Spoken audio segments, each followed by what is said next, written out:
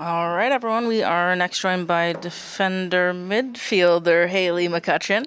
Haley, just to get us started, obviously another big win, 7 games unbeaten to start the year. Just how do you feel personally after this one? Yeah, I mean, that was a massive win. North Carolina is always a great team, a tough opponent, and I think that we stuck to the game plan and we got 3 points, which is what we're after. So We'll start with Austin for a couple. To be able to head into halftime 3-1 up, knowing you're controlling the game, how different has that been just to games past, especially against North Carolina? Like you said, they're one of the top teams right now in NWSL, but to have a commanding lead into halftime, I mean, what does that do for the confidence of this team? yeah, I mean, it's massive. I think early on we talked about scoring more goals and giving ourselves that cushion, but there's also that pressure to maintain and keep a clean sheet. And so while we're happy with the result, we're disappointed to not get a clean sheet. So still things that we want to improve on. Despite not getting the clean sheet, you let 0 shots on goal. I mean, you have the one little outlier, but the defensive work from this team, what can you say about, not only the back line, but also just the midfielders and the forwards coming back to help out? Yeah, something we've talked about this year is doing whatever it takes. And I think that we've done an incredible job of, having that defensive work rate and also just adapting to what the game is giving us, what our opponents are giving us, whether it's what we expected or not. So, incredible effort from front to back. Go to Shane in the back, and then we're going to go to the Zoom. When the other team has almost double the possession that you have as a defender, is it nice to see the front taking advantage of the little few opportunities that they got? Yeah, 100%. I think that, it's great to have a lot of passes, but we can still control the tempo and control the game and control what they do. So I think we did that, and we imposed what we wanted to do on them, which was transition. We're going to go to Steph Young on the Zoom.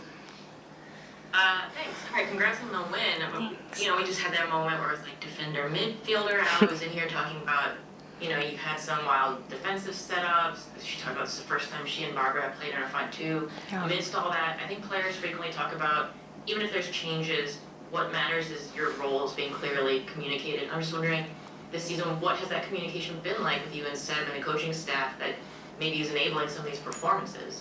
Yeah, I mean, I think that obviously I'm more of a defensive-minded player anyway, and so 6, I grew up playing in the midfield, and so it's very natural for me, and I think that it's helped us, protect a little bit of our back line the last few games. But yeah, the communication has just been go out there and do your thing and play free and play what the game gives you again. So I think that freedom has really helped not only me but the entire squad get these results.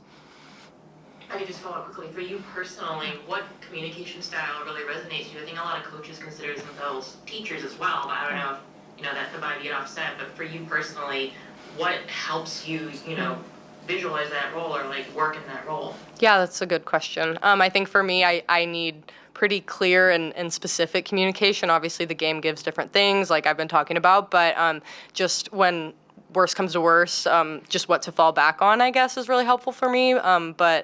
But yeah, I think, just having that confidence in me to be able to slot in and have it be pretty seamless is really nice. Thank you. We'll go to John Lupo. Haley, besides the goals that Barbara scores, it always seems like she's in the right spot at the right time. She makes strong runs and presents herself always to be a target and a threat. So can you just talk about how she affects the game other than scoring goals? Yeah. She just makes me laugh. Like, I was out on the field watching her just being like, what? Like, you're a machine. Like, how are you doing this?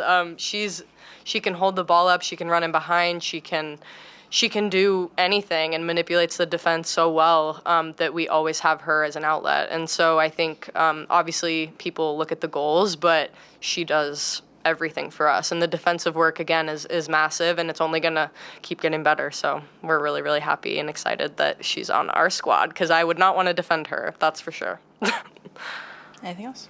Awesome. 4 straight games with wins, unbeaten so far this season. Yeah.